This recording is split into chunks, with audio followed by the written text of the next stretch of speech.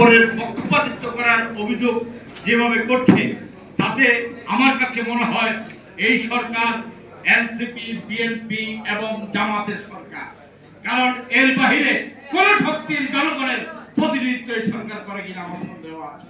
কারণ তাদের কথায়, তাদের ধমকে এই সরকারের সিদ্ধান্ত পাল্টায়, সিদ্ধান্ত গৃহীত হয়। সুতরাং এটিকে বিবেচনা নিয়ে অন্য প্রশ্নটা নিরপেক্ষতা কি আছে সেই প্রশ্ন দ্বিতীয়বার তুলবার সুযোগ হয়তো আমাদের থাকতে পারে।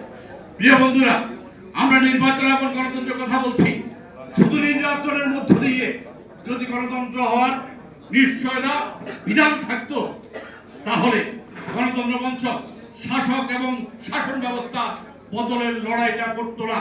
কারণ আমরা ফ্যাসিস্টকে হটিয়েছি, এরপরে যে বিদ্যমান ফ্যাসিবাদী ব্যবস্থা এটিকে বদলানোর জন্য যে দীর্ঘ প্রয়াস, দীর্ঘ সংস্কারের রূপরেখা, দীর্ঘ কাজ, সেই কাজটি আগামী নির্বাচনের মাধ্যমে যদি বাস্তবায়িত করা না হয়, শুধু একটি নির্বাচনে পরিণত হয়, শুধু ক্ষমতার পালাবদলে খেলা হয়, 54 বছর যেভাবে এক ব্যক্তি থেকে আরেক ব্যক্তির ক্ষমতা, এক ফ্যাসিস্ট থেকে আরেক ফ্যাসিস্টের ক্ষমতা হস্তান্তরের যে প্রক্রিয়া আমরা দেখেছি, সেই লক্ষ্যে যদি এই নির্বাচন পরিচালিত হয়, তাহলে সেই নির্বাচন জনগণের আকাঙ্ক্ষা পূরণ করবার নির্বাচন হবে।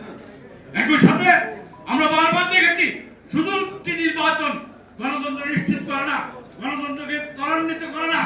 কারণ গণতন্ত্রের পথে যাত্রা করবার জন্য নির্বাচন প্রথম এবং অন্যতম শর্ত।